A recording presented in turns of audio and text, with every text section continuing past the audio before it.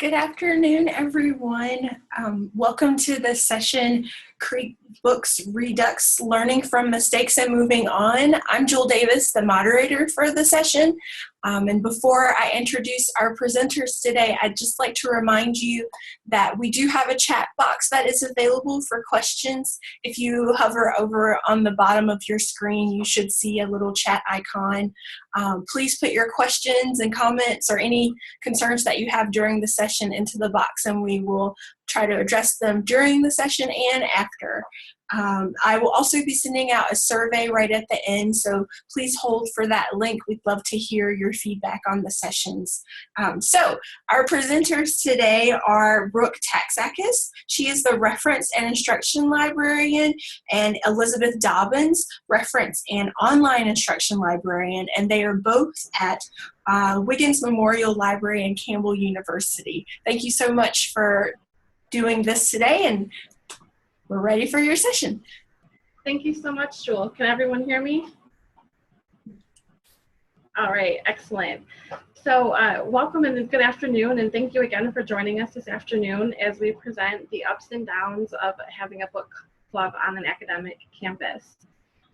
We will have the time, as Jewel mentioned, at the end for questions, so feel free to ask questions at the end or as they come up.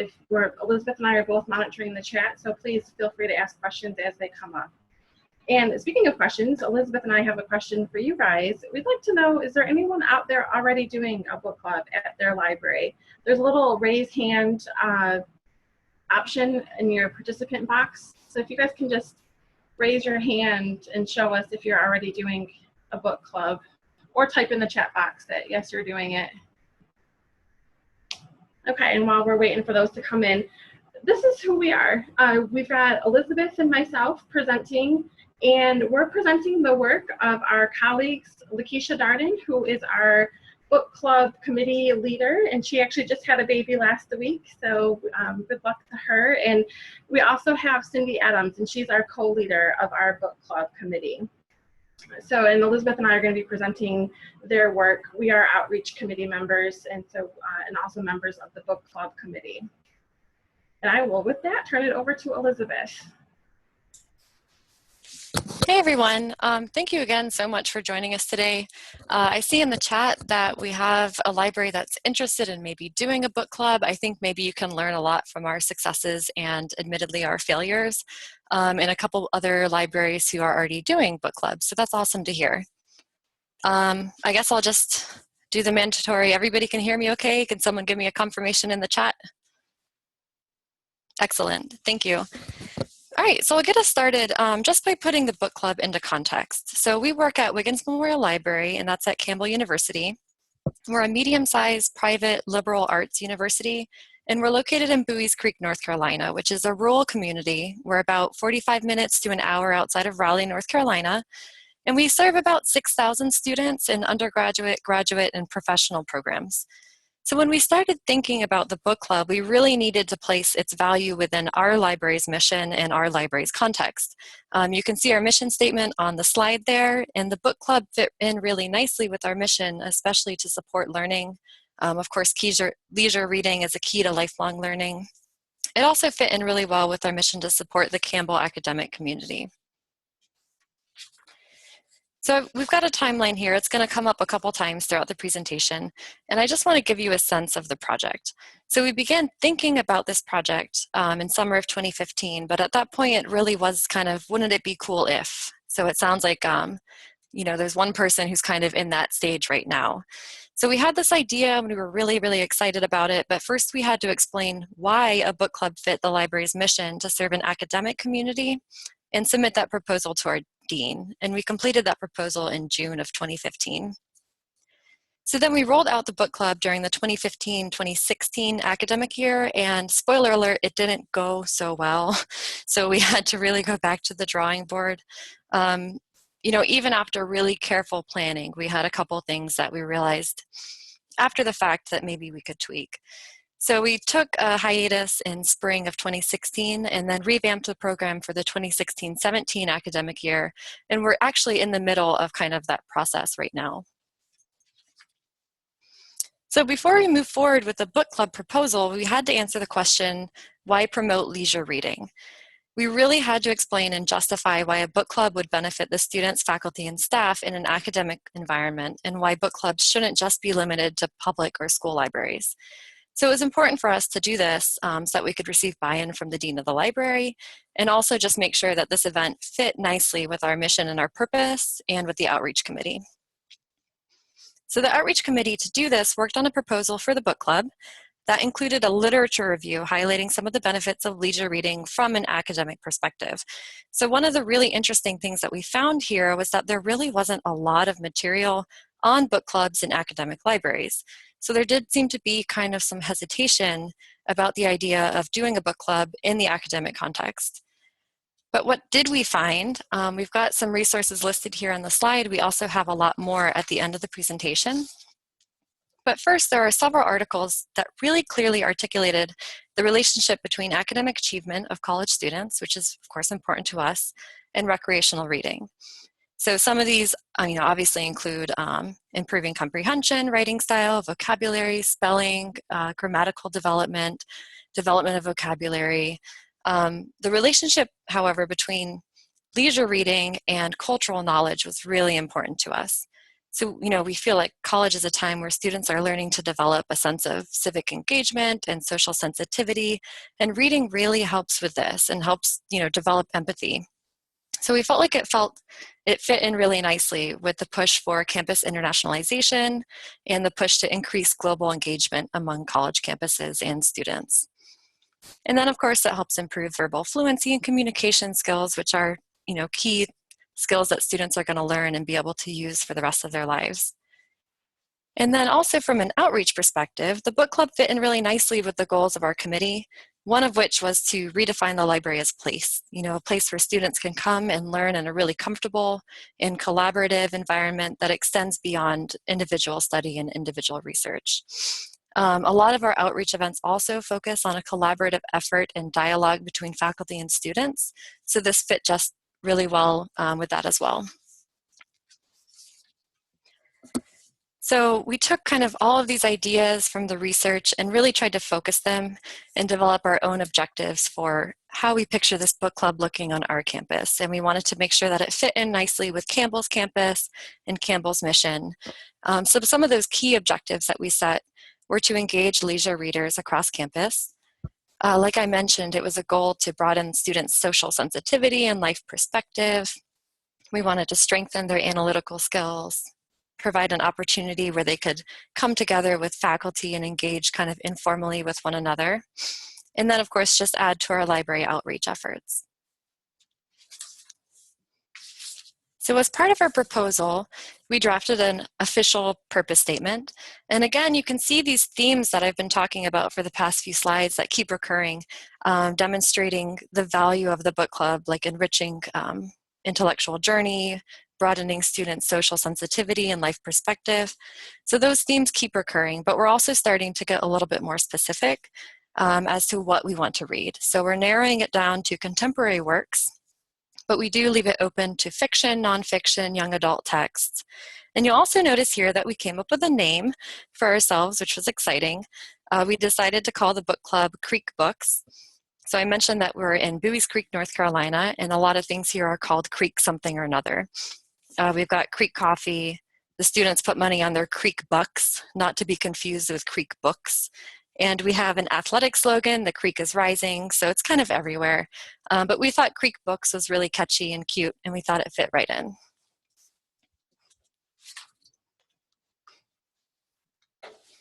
So then finally, we were able to plan the actual bones of the book club, which is really exciting. So we decided who could participate. We wanted CreekBooks to be for the benefit of the entire Campbell community, so obviously everybody was welcome. We said students, faculty, staff, friends of the library. And then what did we want to read? We decided that university librarians would be the ones to select 3 or 4 potential book titles, and then we wanted everybody to vote democratically on which book they thought should be the top pick, and that pick would become the official book club read. And you can see some of our book selection criteria that we announced to the public. We wanted the books to be relevant, of course, to Campbell students, shorter than 400 pages, something that wasn't a sequel for obvious reasons, non-juvenile, in keeping with our purpose statement, representing diverse perspectives. And then we would give priority to award-winning titles or titles that represent our campus well or current interest. And then we had to think about how students would get copies of the book. We figured the library could purchase a handful of copies that would be available for checkout. And then we also worked with the campus bookstore to get additional copies that students would be able to purchase themselves. And how would students participate in discussion? We thought a format of meeting twice a semester would be reasonable for what a college student could do. And then we wanted to offer both in-person and virtual discussions. So next we got to kind of the fun part. We got to create a logo, which had camel bookends because our mascot here is Gaylord the camel. And then we made a LibGuide to host all of the information and kind of serve as our web presence for the book club. So that LibGuide included all the research we had done about the value of leisure reading on college campuses. It included our purpose statement, and then all of the logistic information about book selection and voting and meeting times and that type of thing. So then we needed to think about how we were going to promote the book club. So in addition to all of the online information, we got the word out on campus. We made a bookmark to introduce the book club and encourage people to vote on 3 books that we picked for the first semester. So that very first semester in 2015, we identified The Boys on the Boat, which was about the University of Washington's kind of underdog rowing team competing in the 1936 Berlin Olympics. We selected Go Set a Watchman, which followed the characters of To Kill a Mockingbird just 2 decades later. And then we also picked The Immortal Life of Henrietta Lacks, which is the true story of Henrietta Lacks, and her cells were used in scientific breakthroughs without her knowledge or consent. We also posted flyers around campus. We had an ad in the student newspaper. We posted information on the library website and made calendar events, all the normal stuff.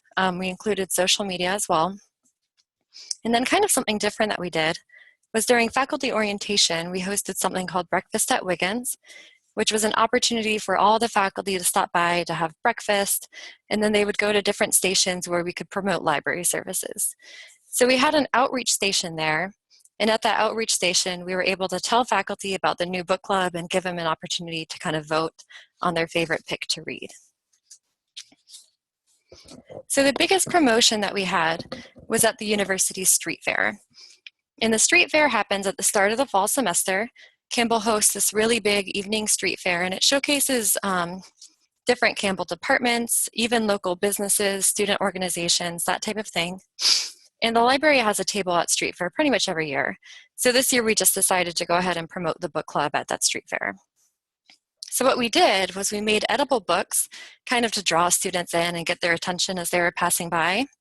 And so we drew them in with these edible books and then explained that the edible books were representing the picks that we chose for our new book club. And then we had 2 Chromebooks set up. Students were asked to vote online for the book that they thought the club should read first. So that was on one Chromebook. And then on the second Chromebook, if they were actually interested in joining the book club or joining our mailing list, they were able to fill out a form on that second Chromebook so that we could get all of their information there. And then as they were leaving, we were giving them library tumblers. You always have to have the swag with some information stuffed in it, and that included our CreekBooks bookmark. And so this whole thing worked out pretty well because we were able to really reach a lot of students. We had about 500 stop by, and we were able to engage with each and every one of them. But in the long run, this kind of blanket outreach meant that we had to miss our target audience because we were just promoting to everybody. So we may have missed that target audience of leisure readers. Also, because the edible books were representing each of these book club picks, the students possibly just voted on whichever book they liked best instead of actually listening to what the book was about and voting on which one they'd like to read. So even though the edible books worked really well to draw people in, the fact that we chose to advertise it that way may have confused our message a little bit. So then after the street fair and after the discussions with faculty at faculty orientation, all of the votes were in, and Go Set a Watchman won by a pretty sizable margin. It was pretty good timing for the book, as it turns out, because the street fair was held just weeks after the book was released, and that actually followed months of publicity on the book. and a lot of news coverage. So there was some controversy about how the manuscript was lost and rediscovered. And the hero of To Kill a Mockingbird, Atticus Finch, was kind of portrayed in a light that people were maybe uncomfortable about, and that provided a lot of controversy as well. So once we decided on our book, we were set with it, it was kind of back to promoting the book club. So we set up a display in the Barnes & Noble on campus, and that display included a life-size cutout of Gaylord, who's Campbell's mascot, and he was reading a book. It was pretty fun to put this together because we had Gaylord come to the library for a little photo shoot beforehand. And then we also did a display in the library. And so that library display was a lot smaller. It just had about 10 copies of the book, and those were, of course, available for checkout. So finally, after all of this promotion, we were ready to hold our first meetings, and we were really excited about it. So we had a mailing list that we were able to make from faculty orientation and from Street Fair.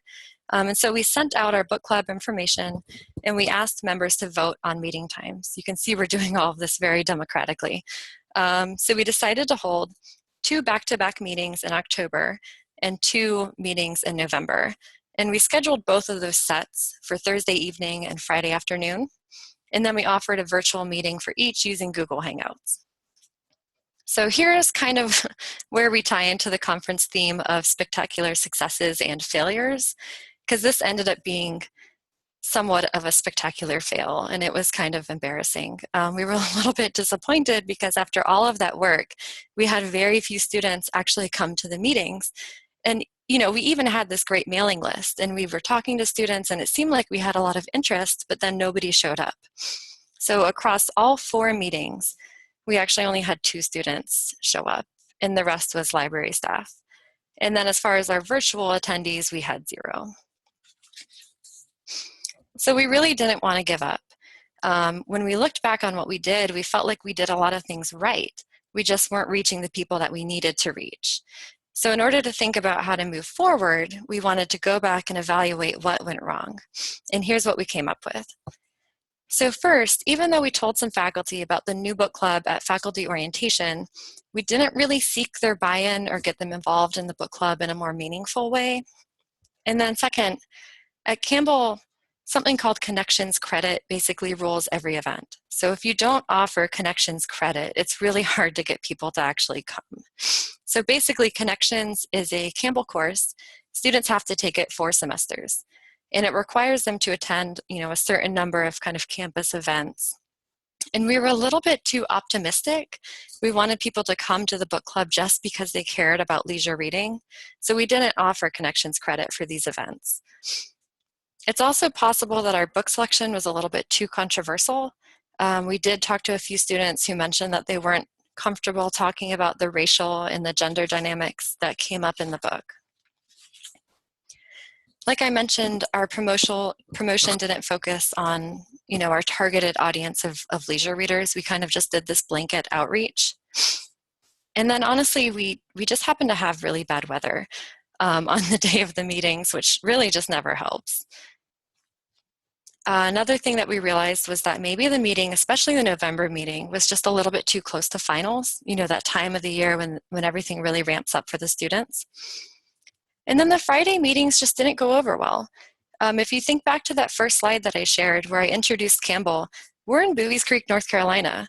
We're a really rural school. And even though Campbell provides a lot of activities for students to do on the weekends, we're still somewhat of a suitcase school. You know, a lot of students pack up and leave for the weekend. So hosting an event on Friday afternoon just isn't the best idea. So we were able to take kind of all of this information and go back to the drawing board. We knew that we needed to change our approach in order to make this event successful. And we just weren't ready to give up quite yet.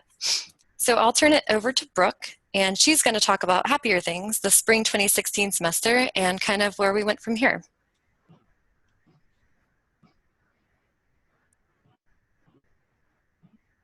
All right, so as Elizabeth mentioned, we were going to see the timeline again. So here we are looking at the timeline. You'll see spring 2016. We decided to take a step back. We needed to go back to the drawing board and just see what went wrong and how we can fix it and how we can move forward. So I will highlight some of these changes that we made for fall 2016 and where we are now with spring 2017 and where we will hope to go. And on the next slide here, you'll see some of the things that we have done differently for the fall. So after going back and thinking things through, we took a look to see, you know, what could we do to do things differently. And at this time, our committee leader had heard about a book chatter concept from a UNC Charlotte CMC librarian. And this book chatter was it's talking about an informal meeting where leisure readers come together to discuss any books that they are currently reading on their own. So we thought that as a committee, this new format sounded like a really great place for us to go because we could reach that target audience of our leisure readers on campus. So the committee decided to move forward, and in the fall of 2016, rather than have a book club, we decided that we would do a book chatter format. And our plan was that we would want to continue with a book club in the spring, but we wanted to first reach our leisure readers, and to get to our leisure readers, we thought we would get them through this book chatter. And on our next slide, we'll see that this is what our book chatter meetings look like. We held 3 book chatter meetings in the fall 2016 semester, and we decided to go ahead and offer that credit for the connections credit that Elizabeth talked about, where the students have to get 4 semesters for graduation. Our timing of our meetings was a lot better. We didn't have it near final exams, so we had a meeting in September, a meeting in October, and a meeting in November. Now, offering this connections credit that Elizabeth had talked about ended up being a blessing and a curse, because as you can see, our numbers were definitely higher, but at the same time, as example for our last meeting, that was one of the last opportunities around campus for students to get this connection credit. There are various events that are held throughout campus that offer connections credit, and November is towards the end of the semester, so there's not a whole lot of options out there. So a lot of students were just coming for that connections credit. And so our quality of our discussions maybe wasn't where we wanted to be. Even asking and talking to this group of 48 students, they all told us that they were mostly there for just the connections credit. They weren't there to participate. So our quality is going down with our quantity going up. So it's kind of, that's why I say it's a blessing and a curse, because now we've got numbers, but it's not quite the quality that we are looking for. But we were able to still tap into these young students' minds of these 48 participants and kind of ask them and get their input about book club and leisure reading. And we had a faculty member who had shown up and had talked about the importance of leisure reading and where you could fit that leisure reading time in. So it ended up being a good overall discussion, but it wasn't where we were headed. So then that takes us into spring 2017. So the committee met early December, and we knew we wanted to move forward with a traditional book club, but we also really liked the book chatter event that we had. So we decided that we would do both. We would incorporate both the book chatter and the book club. So that was the first decision that we had to make as a committee, is how we were going to move forward. And so we decided that we would move forward with book chatter and with CreekBooks. Things that we wanted to still have our book club, we needed to come up with a book. And so the committee selected our traditional book club read. And instead of doing it with a big campus-wide vote, we brought books to our meeting. The committee members brought their own selections, and the books that we had chosen were based on our criteria already set forth that Elizabeth had explained. And these are some book covers of some of the books that we had brought to the table.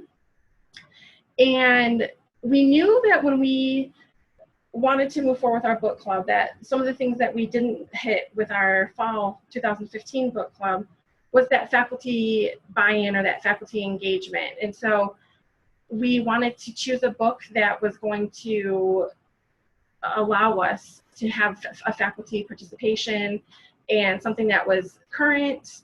And so of the choices that the committee brought forth, the committee decided with Hidden Figures, which, if you don't know, Hidden Figures is the story about a team of African-American women mathematicians who served an important role in the NASA in NASA during the early years of the U.S. space program. And this one really won the committee's vote due to the high interest level in the book at the time. The film was to be released later in December, and we met early December, and the availability of faculty members on our campus that could serve on a panel to facilitate a discussion for the book. These faculty members are listed here on our slides. They come from engineering, mathematics, history, and we were able to give them a copy of the book as well to get them interested in joining us with this. So we were really excited. So this is our revision for our book club for the spring 2017. As you can see, we have our alternating, we have book chatter that we decided, because it was so successful, we really didn't want to leave out the book chatter, and we wanted to still have book clubs. So the only way to kind of combine these two was to just offer both. So January is when we held our first book chatter meeting, and then we alternated. February, we had our first book club meeting, and then we'll go back in March to book chatter, and in April, we'll have our faculty panel on our book club pick. We reduced the number of meetings that we held. As you recall, from the fall 2015, we held a total of 4 meetings, and we thought that maybe that was a little much, so we cut back to just 2 book club meetings. And we are holding meetings on Thursdays rather than Friday. Remember, Elizabeth mentioned the suitcase campus, and just at this campus, we realized events that happen on Friday just are not successful. Students are really wanting to go home right after classes on Friday. So we made sure that we also made sure that our meetings were not too close to final exams and midterms. So that was something good there. And also including this faculty panel, we are hoping that this is really going to increase our interest in our book club as well. So just like we did with the fall 2015, we need to go out there, we need to promote our book club for the spring 2017. So the best thing for us with having book chatter was that we were able to use that to reach our target audience. As Elizabeth mentioned, one of our failures with Street Fair is that we really missed that target audience. We didn't really reach just our leisure readers. We were reaching every student across campus. So by having our book chatter meetings, we're able to reach out to just our leisure readers. We also had copies of our Hidden Figures to give out at our book chatter meetings, so that was a good way for us to promote our book club. And we had a new digital kiosk in the foyer of the library, and that was right by the elevator, and that's a great way for us to promote our upcoming library events. And our faculty panel, we're hoping that that's really going to boost our attendance. Book club meetings in general kind of lead to students thinking they have to do a lot of participation, whereas if they can go to a faculty panel discussion, they're not having to maybe engage in so much conversation or so much dialogue. And so we think that's going to help us. And also the connections credit is something that we're doing differently to promote this book club than what we did in the fall. And so here is our first meeting that we held in February of our spring book club. As you can see, we definitely had more success with this than we did in the fall. We were really excited. We had a mix of 12 students, faculty, and staff in attendance. And it was a really diverse mix of students and staff. And everybody was really engaged in participating in the group discussion. And we were really, really happy with that. Despite the fact that there was some controversial topics with Hidden Figures and with gender and with color and race, the discussions were really great. And as you can see in our picture here, we've got a mix of students. We have male, we have African American, we have Caucasian, we had staff. So it was a really good mix, and everybody was really involved. So we were really, really happy with this. And the size, we're really happy with the size of this. I think if it were too much bigger, we wouldn't have had the great conversation that we had. If it were too small, we wouldn't have had the great conversation that we did have. So 12 seemed to be a good mix for us. So what's next? So we don't have all the answers, of course. We are still in this process. And where do we go from here? We're going to continue to assess this program.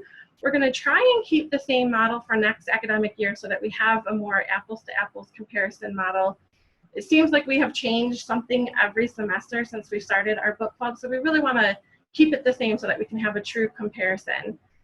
Some possible outcomes for us, perhaps maybe getting away from this connections credit incentive. Yes, it's good to have incentive to get your students to come to these events, but again, it brings up that whole quantity versus quality debate. You know, is it better to have more numbers and not great discussion, or is it good to have good discussion but not very many students? So that's something for us to consider as well.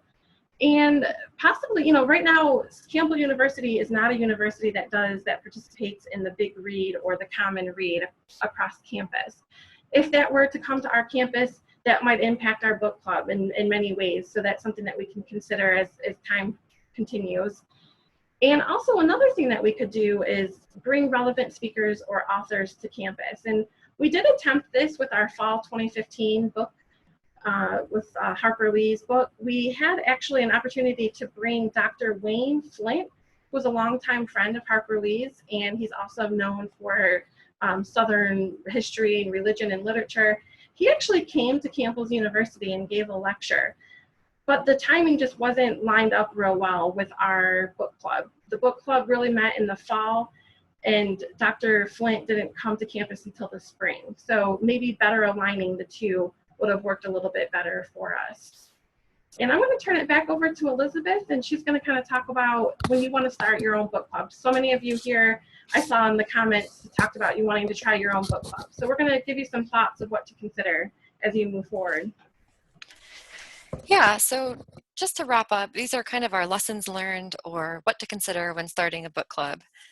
So the first thing is, you know, just think about your stakeholders and garner buy-in. I think we actually did this quite well by doing our research first and really stressing communicating the value of a book club to our dean. You know, we wanted to make sure that we fit the book club within the library's mission and within Campbell's mission. And then when planning the structure of the book club, you probably want to consider campus culture and really try to know your audience. Some of our students mentioned that they didn't come because they weren't comfortable. They didn't want to be put on the spot. They felt like maybe they couldn't come to the event and discuss something or give their opinion, especially when it came to more controversial subjects. And I think that reflects our campus culture right now. It's starting to change a lot, but in 2015, many of our events on campus were more lecture-based. Our students really didn't have as much experience showing up for an event outside of class and being called on to participate. I think that introducing book chatter and using it to target our leisure readers and draw them into the book club is really helping. Having that book chatter event right before book club kind of draws in those people that exist. We just needed to find them, and then we can directly promote the book club to those leisure readers. So I think thinking of ways to promote to your target audience will really help. We'll see how the faculty panel works out. That's coming up in April. But I really suspect that cultivating faculty engagement is going to help us draw more people and get more people involved.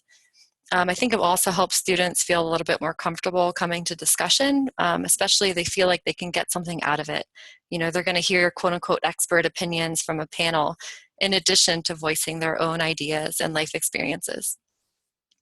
I also feel like we did a really good job finding the right balance in discussion questions.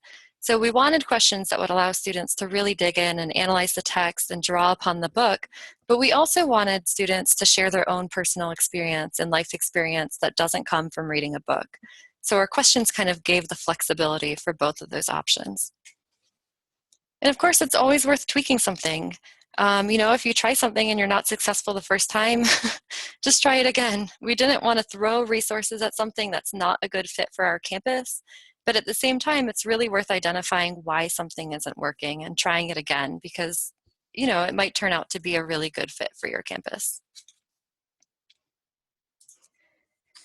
So I think these slides will be made available after the webinar, so we have some resources if you want some more information. And then we'd be really happy to answer any questions that you have.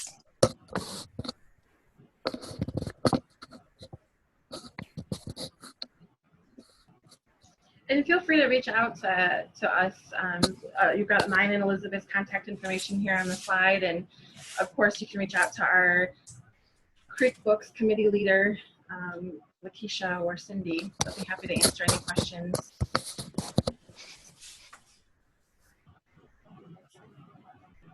Do we have any questions?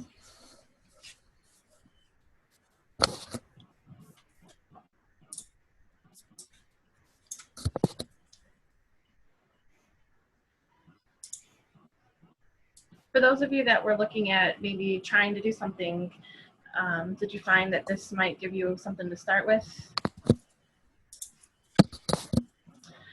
So we do have a question about successful book club meeting. Did students read more than 50 pages required?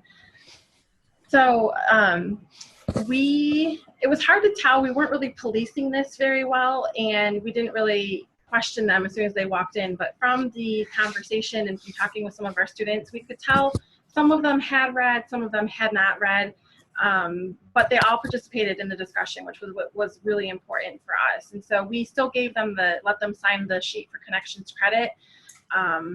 But like I said, there was no way for us to really police did you read the 50 pages? And one of the things that kind of came up when we were talking about, putting that stipulation on connections credit was, do we even really want to police that? Like, yeah, we're saying, sure, for connections credit, you should read 50 pages, but ultimately we want this to be a comfortable environment and, a good discussion. And I don't think you can really have a strong discussion if you're sitting there policing people on how many pages they read. So I think that requirement helped maybe bring people in who actually were interested, but we didn't really enforce it during the discussion. And yes, discussion questions were assuming that students had only gotten to that point in the book.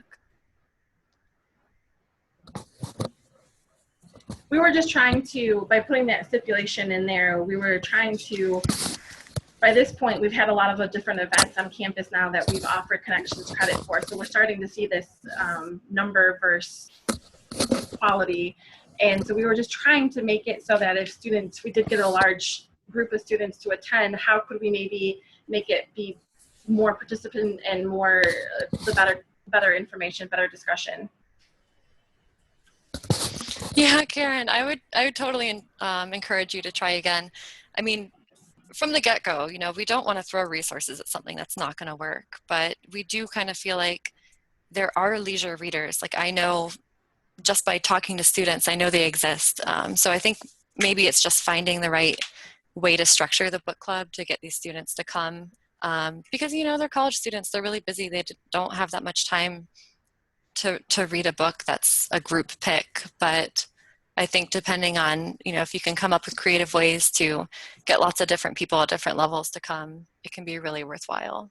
And that's where that book chatter really plays into it, because the book chatter, it's not just everyone reading the same book, it's any kind of book out there that they have that they're reading. And I think that really opened it up to a lot of students, and really allowed us to target our leisure readers. So I would second Elizabeth's encouragement, Karen, to get out there and to try it, because it's, we were really disappointed. I, for one, was ready to say, okay, let's not do this book club anymore, because we had to really fight for it.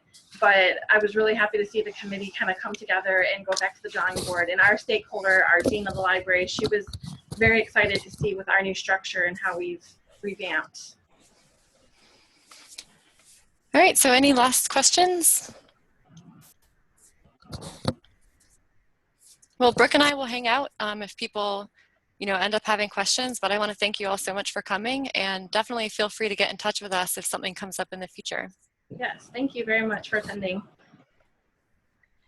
Thank you everyone for attending this session. I am sending the survey link now. If you have the time, we'd love to get your feedback on the presentation and conference in general.